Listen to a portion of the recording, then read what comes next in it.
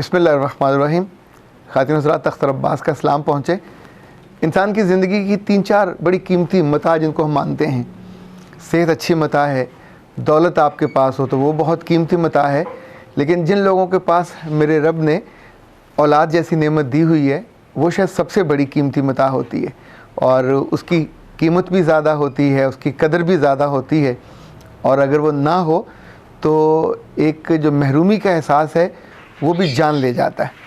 जिन लोगों के पास औलाद है वो कोशिश करते हैं कि उनको अच्छे से अच्छे तालीमी इदारों में पढ़ाएं। पाकिस्तान में इस वक्त हर तरह के तालीमी इदारे हैं, कम कीमत वाले भी, बहुत अच्छी कीमत वाले भी, बहुत महंगे भी। मेरा पिछले कई सालों से जो मुशाहिदा है कि जितने अच्छे और महंगे तालीमी इदारे हैं वो सबसे ज़्यादा औलाद के मामले में वालिदैन के लिए दुख का बायस बन रहे हैं।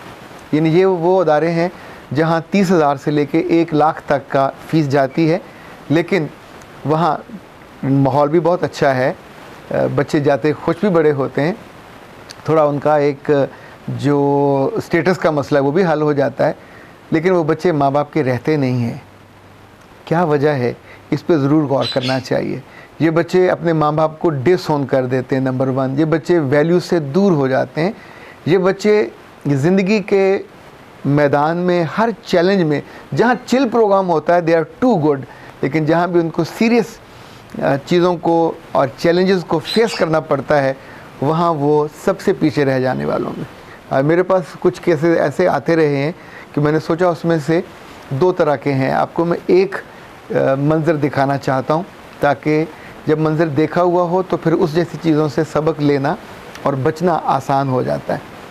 एक मंज़र तो जो बहुत इस वक्त आम है कि बच्चे A लेवल्स में फ़ेल हो जाते हैं और उसके बाद उनका पढ़ने से जी ऊब जाता है, they are not willing to continue और वो फिर कुछ अल्टरनेटिव्स ढूंढते हैं कि बरतानिया में कुछ ऐसे कोर्सेज़ मिल जाएं जिसमें लाखों रुपया पे करके वो उसके मुतबादल कुछ डिप्लोमास कर लें और फाउंडेशन के कुछ कोर्सेज़ कर लें जो वहीं के किसी तालीमी इदारे को सूट करें और वो उन्हें अगली डिग्री में दाखिला दे दें। लेकिन देख लें, जैसे हमारे यहाँ FSC ना हुई हो तो आगे कहीं दाखिला नहीं मिलता, A लेवल्स ना हुआ हो तो ऑफ कोर्स कहीं, तो आपने जितनी मेहनत की वहाँ पहुँचाने में, उस जगह भेजने में, पैसा खर्च करने में, तो बीच में कहीं गैप रह गया, ना आपने फॉलो किया।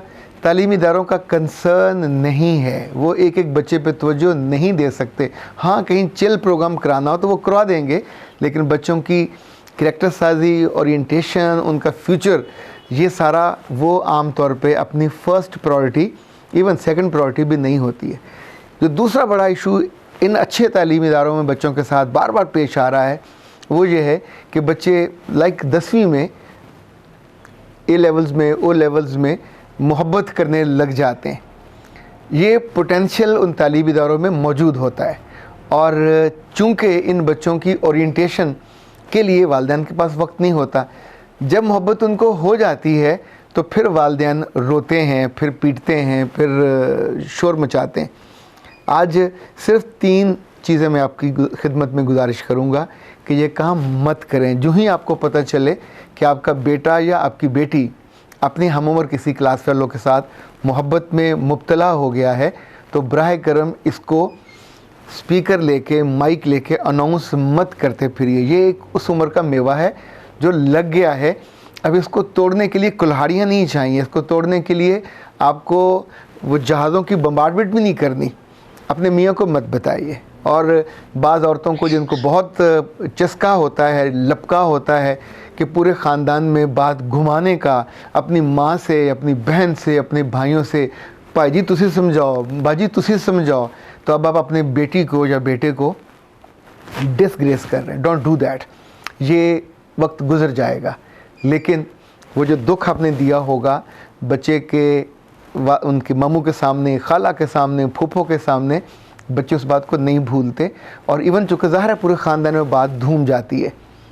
ये एक ऐसा बुलबुला है जो पैदा होता है, इसके हल हैं। अगर आप याद रखना चाहो तो मैं 3 इसके हल आपकी खिदमत में पेश करूँगा कि बच्चे को छोटी उम्र में अगर मोहब्बत हो जाए तो क्या करें। नंबर 1, स्पेस दे दीजिए। नंबर 2, बच्चे के साथ कम्युनिकेट कीजिए उसे कहे हाँ यार इसको डिस्कस करेंगे। Don't make a such a big issue कि सारी चीज़ें पीछे चली जाएं। लाइक आपको उसे याद दिलाना है, ओके इसको डिस्कस करेंगे, लेकिन मेरे बेटे या मेरी बेटी ये तुम्हारे एग्ज़ाम आने वाले हैं, इसको पहले करना है। शादी होनी है लेकिन उसको 4 साल के बाद, 6 साल के बाद, वो भी तुम जानते हो कि तुम हमारे प्यारे बच्चे हो, प्यारी बेटी हो। हम तुम्हें किसी ऐसे के पल्ले नहीं बांधेंगे कि जो बेरोज़गार भी हो, कुछ कर ना सकता हो, कुछ करना उसे आता ना हो और उसके घर वाले भी राज़ी ना हो। तो बेकदरे लोगों के यहाँ अनवांटेड और अनडिज़ायर्ड तो हम किसी अंधे कुएं में तुमको नहीं फेंकेंगे। Don't do that. इस बाद में वक्त आएगा तो फिर देखेंगे, अभी तो इसका वक्त नहीं है।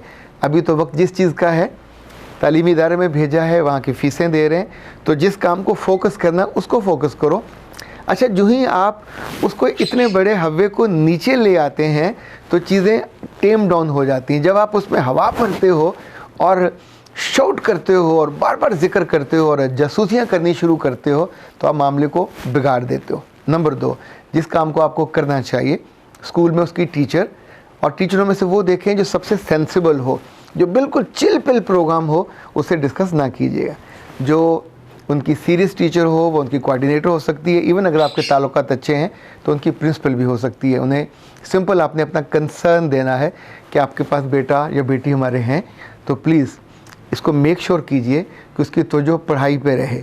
जो बाकी चीज़ें हैं जितना उसको असल ऑब्जेक्टिव से हटाएंगी तो उसको रुइन कर देंगी, उसको बर्बाद कर देंगी। और हम आपके पास पूरा शहर छोड़ के, तो हम इसलिए तो नहीं आए थे कि बच्चे को हमने कुछ मज़े कराने थे।